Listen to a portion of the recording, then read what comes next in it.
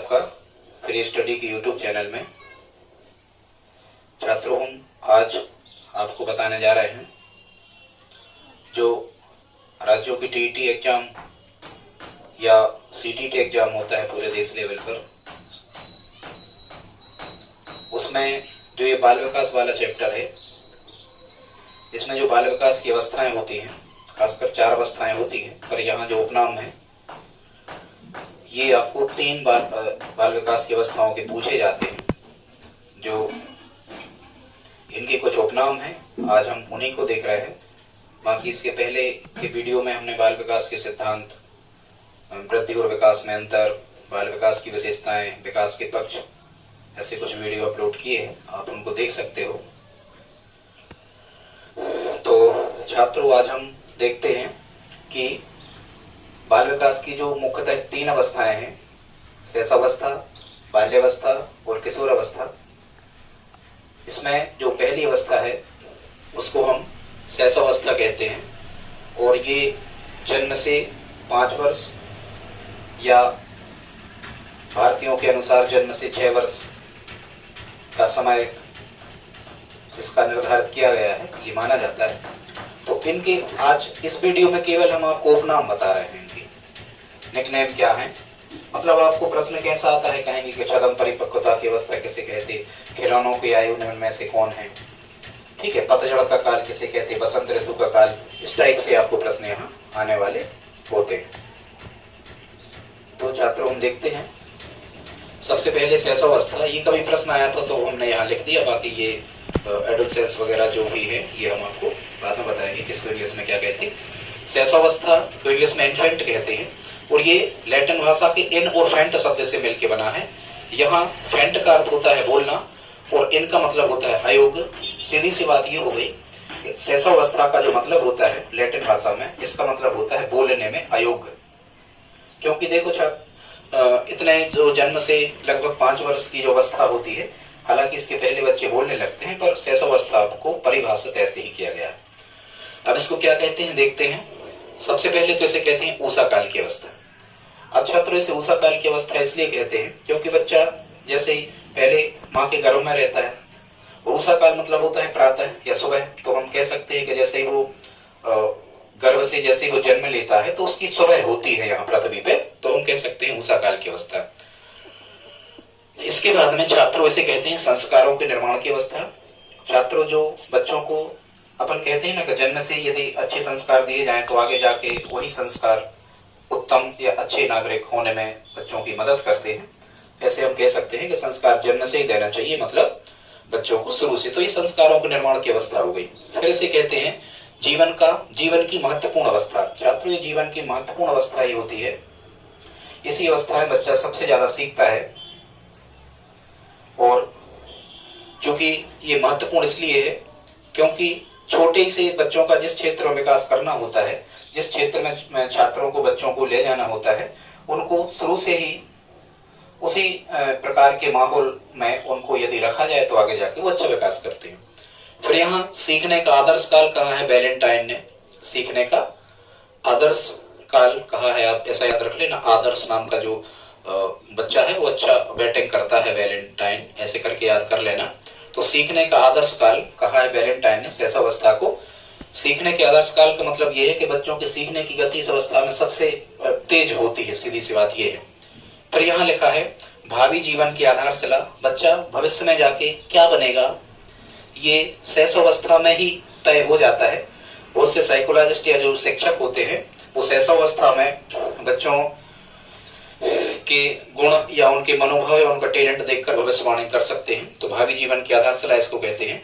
अनुकरण द्वारा सीखने की अवस्था इसी को कहते हैं, क्योंकि छोटे बच्चे जो होते हैं वो ज्यादा समझदार नहीं होते, वो अनुकरण द्वारा सीखते हैं। अनुकरण का मतलब ये है कि जैसा उसके घर में, परिवार में, आसपास के वातावरण में जैसा हो रहा होगा उन्हीं चीजों को बच्चा सीख जाएगा। खास करके अपन कहते हैं ना, भाषा कैसे सीखता है या भाषा सीखने की सबसे सरल विधि क्या है, तो अनुकरण विधि होती है। जैसे ही बोलते हैं परिवार के वैसे बच्चा सीख जाता है। फिर इसे खिलौनों की आयु कहते हैं। आप जानते हो ये तो बिल्कुल सरल है कि छोटे बच्चे होते हैं वो प्लास्टिक आदि के या कपड़े के जो खिलौने हैं इनमें ज्यादा रुचि रखते हैं, तो हम कह सकते हैं खिलौनों की आयु, या ज्यादा समस्या नहीं, आप समझ जाओगे। इसके बाद में से अतार्किक चिंतन की अवस्था कहते हैं। अतार्किक चिंतन का मतलब ये होता है कि बच्चे किसी से, माता पिता से या अपने भाई बहनों से कुछ भी प्रश्न करने लगते हैं। जैसे पिताजी से पूछने लगते हैं कभी देख के कि पिताजी तुम्हारी शादी हो गई क्या, विवाह तुम्हारा हो गया क्या, इस टाइप से। मतलब कैसे कैसे भी प्रश्न जो बच्चे होते हैं वो अपने माता पिता से, अपने शिक्षकों से, अपने अभिभावकों से करते हैं। उनका जो चिंतन होता है वो तार्किक नहीं होता, मतलब उनके जो सवाल जवाब होते हैं वो सही नहीं होते हैं। वो किसी भी प्रकार का प्रश्न किसी से भी पूछ सकते हैं। इसके बाद में छात्रों यहाँ लिखा है समायोजन की अवस्था। चूंकि बच्चा ने जन्म लिया है, उसे बहुत से लोगों के बीच में रहना है, लेकिन वो डरता है। नए लोग आ जाएं तो वो बहुत ज्यादा डरता है। परिवार के भी कुछ लोगों से वो डरता है। वो चूंकि पहले माँ के गर्भ में था, अब वो इस नए वातावरण में आया है तो उसे समायोजित करने में भी समस्या होती है, वो अपना अनुकूलन नहीं बना पाता, तो इसे समायोजन की अवस्था भी कहते हैं। फिर आत्म प्रेम या स्व प्रेम की अवस्था है ये। इस एज में जो, जैसे बच्चे को जब भूख लगती है तभी केवल वो माँ के पास जाता है, नहीं तो जैसे ही उसकी भूख शांत हो जाती है वो माँ से दूर हो जाता है, उसको कोई टेंशन नहीं होता, वो आराम से खेलता रहता है। लेकिन अब वो क्यों खेलता रहता है? क्योंकि इसे आत्म प्रेम या स्व प्रेम की अवस्था कहते हैं। इस एज लिमिट में बच्चे जो होते हैं वो खुद से प्रेम करते हैं, आत्म प्रेम करते हैं या स्व प्रेम करते हैं। फ्राइड के बारे में जब हम फ्राइड का मनोविकास का सिद्धांत पढ़ते हैं तो इसमें निकल के आता है, फ्राइड इसको नार्सिसिज्म कहता है। ठीक है, बताएंगे फ्राइड के बारे में। फिर यहाँ लिखा है बक्की अवस्था। बक्की का मतलब कुछ नहीं, बक्की का मतलब आप समझना बकना ही होता है, एक प्रकार का ज्यादा बातचीत करना। बच्चे अनर्गल टाइप से बिना सर पैर की, जिसको हम कह सकते हैं, वैसे बातचीत करते रहते हैं, बकते रहते हैं, जिनका कोई सेंस नहीं होता। इसे बादशाही की अवस्था कहते हैं। बच्चे स्वयं के खिलौने बना लेता है, ट्रक बना लेता है, कार बना लेता है और कहता है ये हमारी कार है, ये हमारी कुर्सी है, मतलब स्वयं को वो बादशाह समझता है। बादशाही की अवस्था कहते हैं। सीखने का स्वर्ण काल। बच्चा सबसे ज्यादा, हमने आपको बताया था, सबसे ज्यादा इसी एज में सीखता है और सबसे तेज इसी एज में बच्चा सीखता है, तो इसे सीखने का स्वर्ण काल भी कहा गया है, क्योंकि सीखने का बहुत अच्छा समय होता है। फिर यहाँ लिखा है क्या है, क्यों है की अवस्था, इसी को कहते हैं, शेष अवस्था को क्यों कहते हैं? क्योंकि हमने बताया था कि बच्चे अतार्किक चिंतन करते हैं। यदि गली में से जा रहे हैं, वो किसी उसको गाय दिख गई तो। छात्रों आगे देखते हैं, यहाँ लिखा था क्या है क्यों है की अवस्था। मतलब बच्चे यदि माता पिता के साथ में कहीं से जा रहे होते हैं तो बहुत से ज्यादा प्रश्न करते हैं। किस गाय दिख जाती तो पूछते हैं पिताजी ये क्या है, वो कह देते हैं गाय है। अब वो कहेंगे कि ये ऐसी क्यों है, अपने जैसे क्यों नहीं है। ठीक है, इस टाइप से बहुत सारी बात है। मतलब वो अभी हमने कहा था बक की अवस्था, वो कुछ भी पूछते रहते हैं, सीधी बात क्या है क्यों है की अवस्था, क्योंकि वो ज्यादा चीजों को जानते नहीं है लेकिन जानने की कोशिश करते हैं बहुत ज्यादा। सबसे ज्यादा छात्रों जिज्ञासा, अभी हम और विशेषताएं बताएंगे उसमें बताएंगे। सबसे ज्यादा बच्चों की जो जिज्ञासा होती है, जिज्ञासा मतलब जानने की जो इच्छा होती है, वो सबसे ज्यादा शेष अवस्था में ही बच्चों की होती है। तो क्या है क्यों की अवस्था ऐसी कहते हैं। हरलाक जो है, इसने इसे खतरनाक व अपीली काल कहा है। देखो छात्रों, हरलाक ने शेष अवस्था को एक खतरनाक और अपीली काल कहा है। इसको आप कैसे याद रख सकते हो कि जो खतरनाक व्यक्ति होते हैं वो हर प्रकार के लाख तोड़ सकते हैं, मतलब ताले तोड़ सकते हैं, मोटरसाइकिलों के लाख तोड़ सकते हैं। डेंजरस मतलब खतरनाक लोग, ऐसे आप याद भी कर सकते हो। एक फ्राइड का कोटेशन लिखा है। फ्राइड का मानना था मनुष्य को जो कुछ भी बनना होता है वो प्रारंभ के 4-5 वर्षों में बन जाता है। यहाँ से याद रखना 4 लिखा है, मतलब 420 जो धारा लगती है धोखाधड़ी पे, वो फर्जी काम करने वालों पे, तो यहाँ 4-5 वर्ष आ जाए तो फ्राई फर्जी ऐसे जोड़ लेना। एक कोटेशन और लिखा गुड एनफ के शब्दों में, मनुष्य का मानसिक विकास जितना होता है उतना प्रारंभ के 3 वर्षों में हो जाता है। ठीक है, यहाँ एनफ लिखा है। एनफ मतलब कैसे भी आप जोड़ सकते हो, यहाँ गुड लिखा है। तो जिनका मानसिक विकास अच्छा हो जाता है, मतलब जो ज्यादा IQ पावर के बच्चे होते हैं, उनको परीक्षाओं में गुड मिलता है, ऐसे हम याद रख सकते हैं।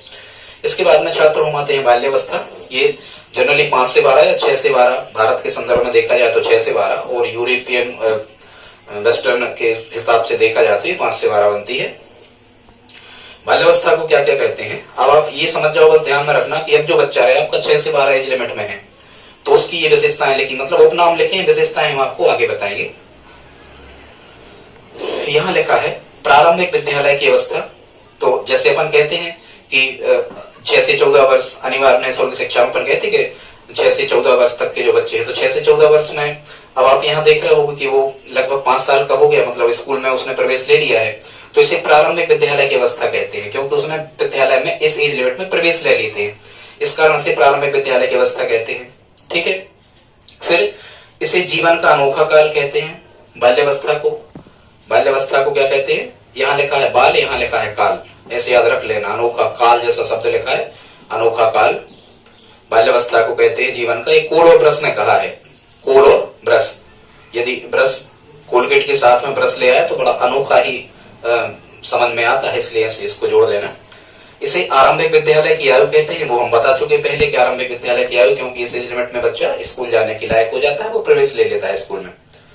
फिर यहाँ लिखा है वैचारिक क्रिया की अवस्था।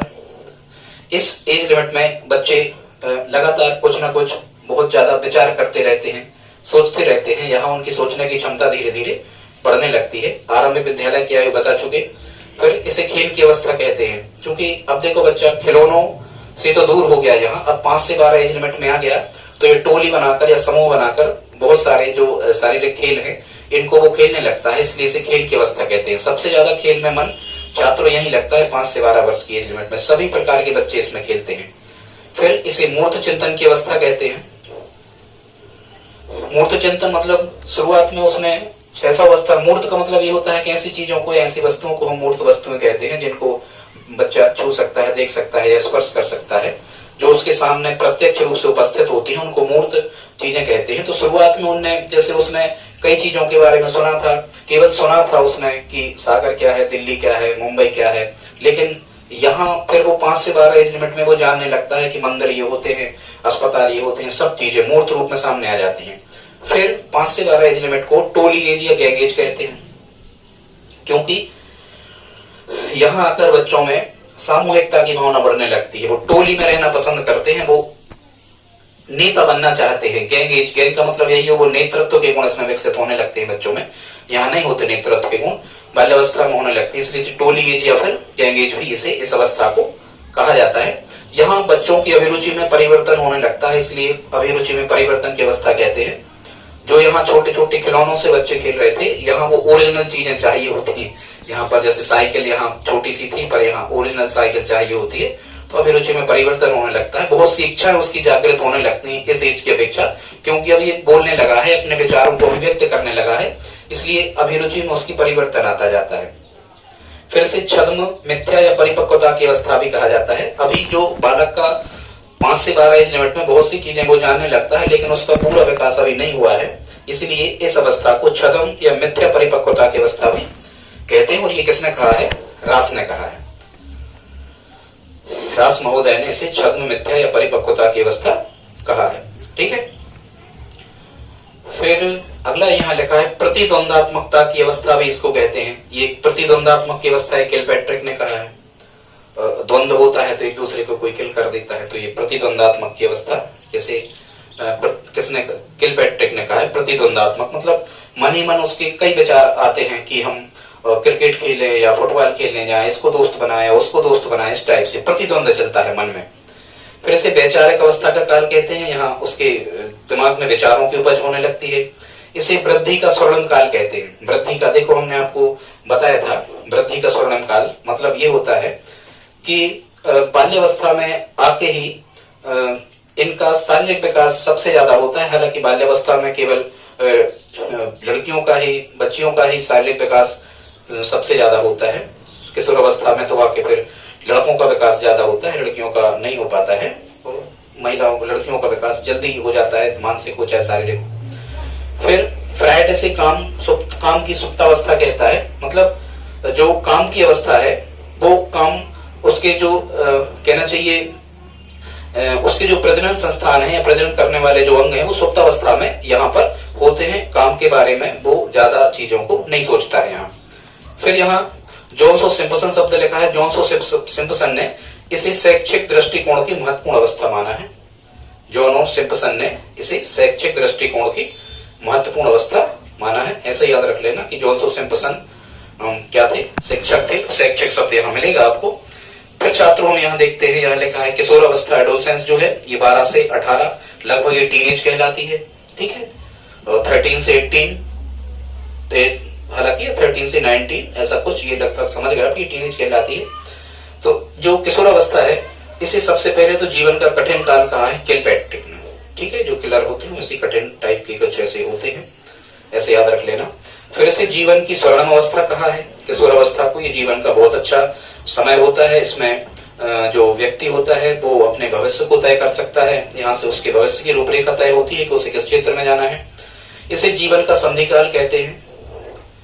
यहाँ संधि का मतलब होता है जोड़ना। कई लोगों से, कई घटनाओं से वो अपने आप को जोड़ करके व्यक्ति देखता है, इसलिए इसे जीवन का संधि काल कहते हैं। नए नए मित्र उसके बनते हैं, उनसे संधि होती है, दोस्ती मित्रता उनसे बनती है, नए नए परिवारों से मेलजोल उसका बढ़ता है, इस टाइप से। इसे बसंत ऋतु का काल भी कहते हैं। मतलब यदि किसी से इस अवस्था में, बच्चों में देखो जो क्या है, विषमलिंगी आकर्षण होता है।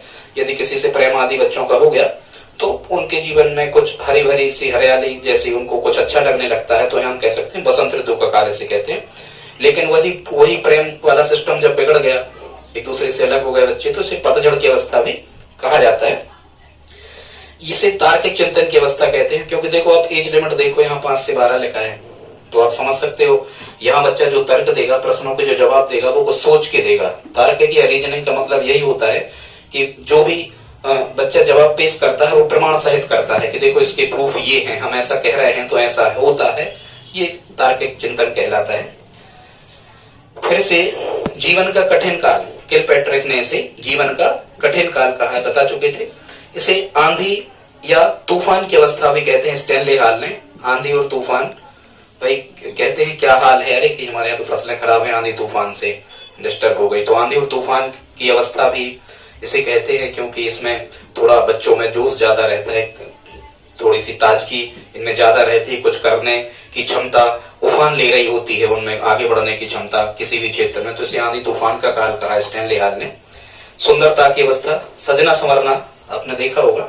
इस एज लिमिट के बच्चे जो होते हैं किशोरावस्था के 12 से 18, सुंदरता की अवस्था कहते हैं। वो ज्यादा ही आईना के सामने ज्यादा देर खड़े रहते हैं, सुंदरता की अवस्था इसको हम कहते हैं। वो सुंदर दिखना चाहते हैं, ये कुल्हन ने कहा है। तो दुल्हन भी बहुत सुंदर सुंदर तरीके से सजती है, तो यहाँ सुंदरता शब्द लिखा जाए तो कुल्हन, दुल्हन, इसे आप याद कर सकते हो। इसे संक्रमण काल कहते हैं। संक्रमण काल का मतलब ये नहीं कि कोई रोग हो गया उसे।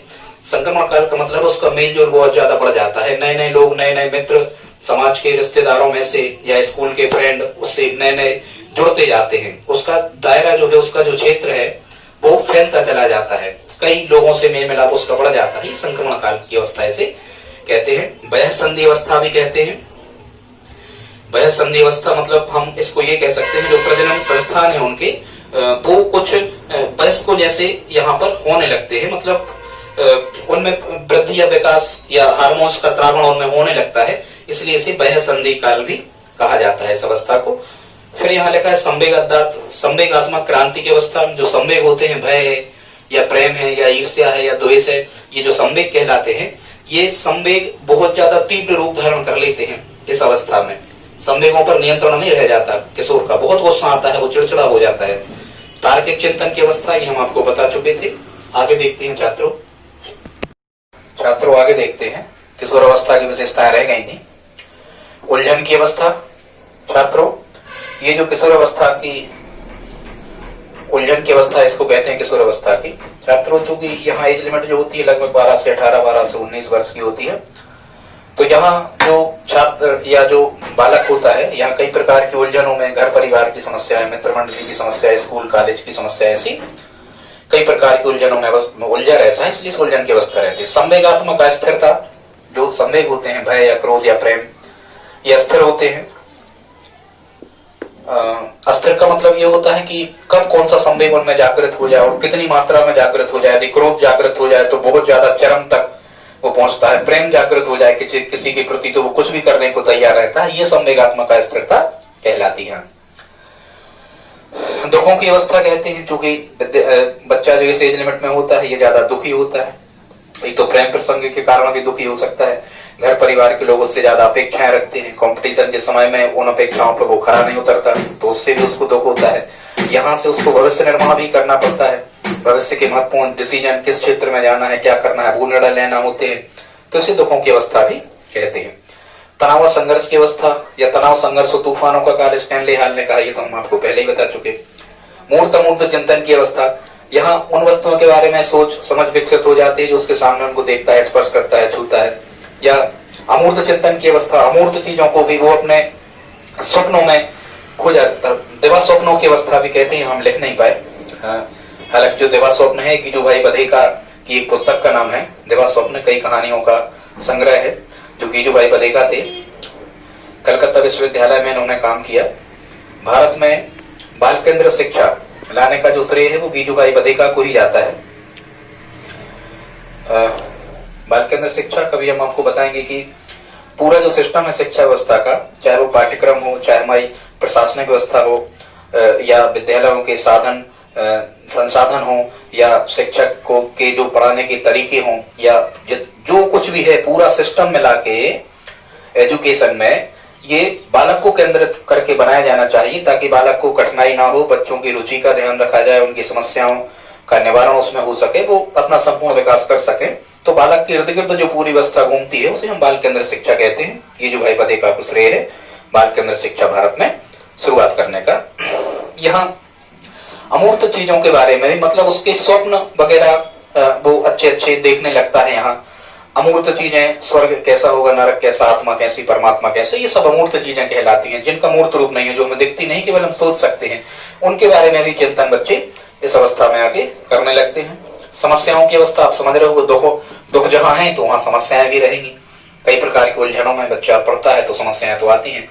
आकस्मिक और त्वरित विकास की अवस्था, ये बच्चा जो होता है इसमें त्वरित मतलब होता है तुरंत, और आकस्मिक मतलब अचानक से बहुत बड़ा कुछ बनने की कोशिश करता है, अचानक से कुछ ज्यादा करने का सोचता है, अचानक से ऐसा सोचता है कि जो कुछ भी करना है बहुत जल्दी करना है, तुरंत से कुछ हो जाए, इस प्रकार की, इसलिए इसे आकस्मिक या त्वरित विकास की अवस्था कहते हैं। छात्रों, हमने आपको लगभग 15 शैशवावस्था के 15 उपनाम, बाल्यावस्था के लगभग 15 उपनाम, किशोरावस्था के लगभग 15 उपनाम बताए। ये सभी एग्जाम रिलेटिव हैं। यदि आप इनकी तैयारी करते हो तो हमें लगता है एक अंक तो पक्का है, बाकी 2 अंक भी आपको यहाँ से बन सकते हैं। छात्रों, यदि आपको ये वीडियो अच्छा लगा हो, हम आपके पूरे बाल विकास की तैयारी बड़े अच्छे तरीके से करवा देंगे, टॉपिक वाइज चैप्टर लगा देंगे। यदि आपको वीडियो अच्छा लगा हो तो प्लीज लाइक, शेयर, सब्सक्राइब और कमेंट जरूर करें छात्रों, देखने में खुशी होती है। धन्यवाद।